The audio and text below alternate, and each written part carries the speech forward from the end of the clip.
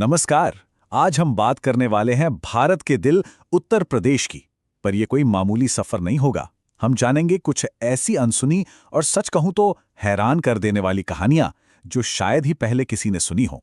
तो शुरुआत एक सवाल से करते हैं। सोचिए, एक ऐसा मुख्यमंत्री जो सिर्फ एक दिन के लिए बना हो, एक ऐसा एयरपोर्ट जो पूरी तरह से सूरज की रोशनी से चलता हो, और एक करोड़ों साल पुराना महाद्वीप।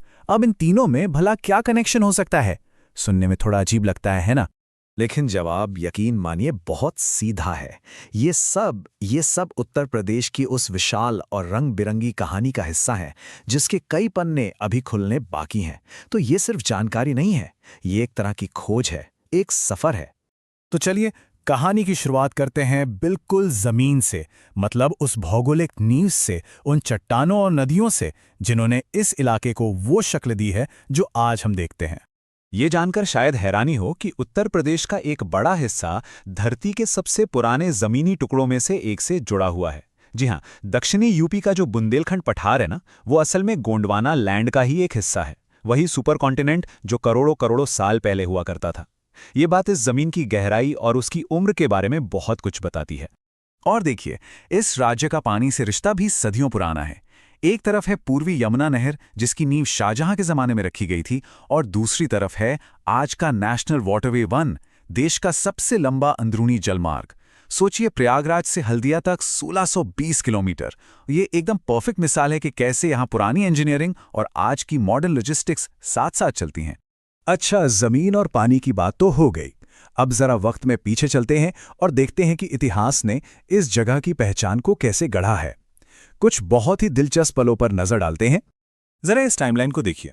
1408 में जौनपुर की वो शानदार अटाला मस्जिद, फिर 1845 में पहला हिंदी अखबार बनारस अखबार का छपना, और तो और स्कंदगुप्त ने हूणों को कैसे हराया था, इसका पक्का सबूत भी यहीं गाजीपुर के भीतरी स्तंभ पर मिलता है।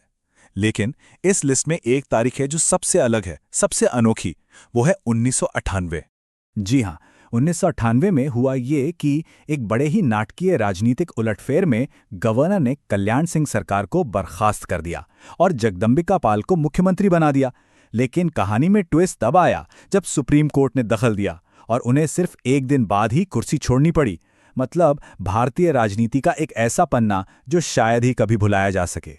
चलिए, इतिहास से निकलकर अब उत्तर प्रदेश की उस जिंदा दिल दुनिया में कदम रखते हैं जहां कला है, संगीत है, और यहाँ के लोगों की अपनी एक अलग ही लय है। यहाँ की संस्कृति में इतनी वैरायटी है। एक तरफ ब्रज का चरकुला नाच है जहां औरतें सिर पर जलते दिए रखकर नाचती हैं, तो दूसरी तरफ अवध का जोगिनी नृत्य। संगीत की दुनिया में आगरा घराना अपने दमदार ध्रुपद गायन के लिए जाना जाता है। और साहित्य की बात करें तो ये तो मुंशी प्रेमचंद जैसे महान लेखकों की धरती रही है। एक खास कला पर थोड़ा और ध्यान देते हैं, तारकशी। ये मैनपुरी की एक बहुत ही बारीक और खूबसूरत कारीगरी है। इसमें होता यह है कि लकड़ी के ऊपर पीतल या तांबे के पतले पतले तारों से डिजाइन बनाए जाते हैं। सच में कमाल का हुनर और सब्र चाहिए इसके लिए। और जब संगीत की बात छिड़ी ही है तो आगरा घराना, भाई ये तो अपने आप में एक पूरी संस्था है। इसे कव्वाल बच्चा घराना भी कहते हैं और ये अपनी दमदार ध्रुपद स्टाइल के लिए मशहूर था। और इसी घराने के चमकते सितारे थे उस्ताद फैयाज खान साहब, जिन्हें आफताब मौसीकी यानी संगीत का सूरज कहा जाता था। अच्छा, कला और संगीत से अब जरा उन चीजों पर आते हैं जो इस जमीन से निकलती हैं। वो खास उत्पाद जो उत्तर प्रदेश की पहचान है, इसके आर्थिक और खेती से जुड़े तोहफे। उत्तर प्रदेश का आप कह सकते हैं हर जिला अपनी एक खास चीज के लिए जाना जाता है, और अब तो इन चीजों को जीआई टैग भी मिल रहा है। अमरोहा की ढोलक हो, महोबा का गौरा पत्थर हो, या फिर जालौन का हैंडमेड पेपर, हर चीज की अपनी एक कहानी है, अपनी एक पहचान है। जरा इस नंबर पर गौर कीजिए, 90%। ये कोई छोटा मोटा आंकड़ा नहीं है। पूरे भारत में जितना भी मेंथा ऑयल बनता है उसका 90% अकेले उत्तर प्रदेश से आता है। बाराबंकी जैसे जिले तो इसमें सबसे आगे हैं, जो इसे मेंथा ऑयल का एक ग्लोबल हब बना देते हैं। और यहां देखिए कैसे पुराना और नया एक साथ मिलते हैं। मिर्जापुर का चुनार सैंडस्टोन, ये वही पत्थर है जिसे सम्राट अशोक ने हजारों साल पहले सारनाथ में अपने मशहूर स्तंभ के लिए इस्तेमाल किया था, और आज वही पत्थर एक जीआई टैग्ड प्रोडक्ट है। इतिहास और इकोनॉमी यहाँ कैसे हाथ में हाथ डालकर चलते हैं, ये इसका सबसे बड़े उदाहरण है।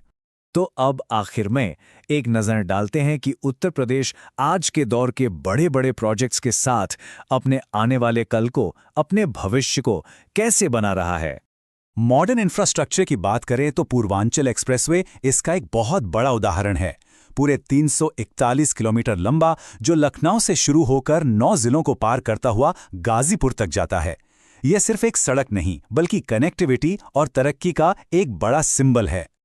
लेकिन भविष्य की तैयारी सिर्फ सड़कों तक ही नहीं है। देखिए, सहारनपुर में 5G और 6G टेक्नोलॉजी पर रिसर्च के लिए सेंटर ऑफ एक्सीलेंस बन रहा है। राजधानी लखनऊ में देश का पहला नेवल गैलेंट्री म्यूजियम तैयार हो रहा है। और तो और गोरखपुर में राज्य का सबसे बड़ा प्लास्टिक प्रोसेसिंग पार्क बनाया जा रहा है। और हाँ, ग्रीन एनर्जी पर भी पूरा जोर है। वाराणसी का लाल बहादुर शास्त्री एयरपोर्ट अब ये पूरी तरह से सोलर एनर्जी यानी सौर ऊर्जा से चलता है। सस्टेनेबल डेवलपमेंट की तरफ ये एक बहुत बड़ा और जरूरी कदम है। और ये ग्रीन इनिशिएटिव सिर्फ एयरपोर्ट्स तक ही नहीं रुका है। अब अयोध्या में सरयू नदी पर सोलर पावर से चलने वाले क्रूज शिप भी उतारे जा रहे हैं। इससे टूरिज्म भी बढ़ेगा और पर्यावरण को भी नुकसान नहीं होगा। ये एक बहुत दूर की सोच को दिखाता है। तो इन सब बातों के बाद एक सवाल जरूर खड़ा होता है। एक तरफ है इस प्रदेश की हजारों साल पुरानी आत्मा, इसका गहरा अतीत, और दूसरी तरफ है आज की बड़ी बड़ी महत्वाकांक्षाएं। तो सवाल यह है कि भारत का ये सबसे ज्यादा आबादी वाला राज्य अपने इस शानदार अतीत और तेज रफ्तार भविष्य के बीच संतुलन कैसे बनाएगा। खैर, ये एक ऐसा सवाल है जिसका जवाब तो आने वाला वक्त ही देगा। हमारे साथ